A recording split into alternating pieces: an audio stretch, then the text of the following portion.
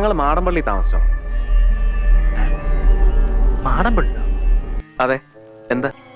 പക്ഷെ ആ വീട് താമസത്തിന് അത്ര ചില ശല്യങ്ങള് പണ്ടുമുതലേ ദുർമരണങ്ങള് പലത് നടന്ന തറവാടാ.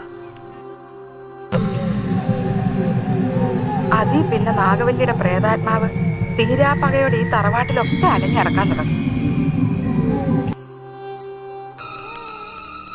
ആരും ഇതുവഴിയൊന്നും വരാറേ ഇല്ല. പണ്ടങ്ങോ ദുർമരണപ്പെട്ട രണ്ട് ആത്മാക്കളെ ആവാഹിച്ചിരുത്തിയിരിക്കുന്ന സ്ഥലമാ അത്. എന്തോ ജപിച്ചു കിട്ടിയിരിക്കുന്നു. എന്തായാലും എനിക്ക് ആ മുറി ഒന്ന് തുറന്നു കാണണം. എന്താന്ന് കേട്ടാ, ഞാൻ തുറന്നോട്ടെ? താൻ തുറക്കടൂ.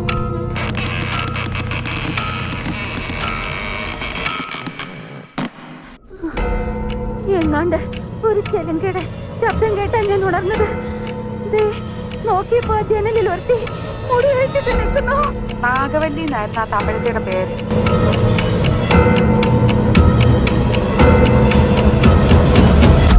ഇന്ന് അർദ്ധരാത്രി നാഗവല്ലിയെ കാർന്നവരെ നമ്മുടെ തെക്കിനിട്ട് വെട്ടിക്കൊന്നുകളഞ്ഞു.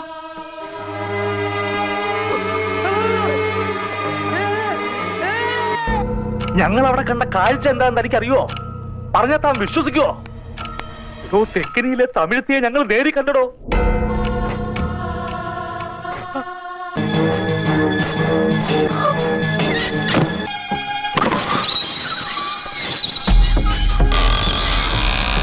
മാടമ്പിള്ളിയിലെ മാനസിക രോഗി നീ വിചാരിക്കുന്ന പോലെ ശ്രീദേവിയല്ല. ആ രോഗി നിന്റെ ഗംഗയാണ്.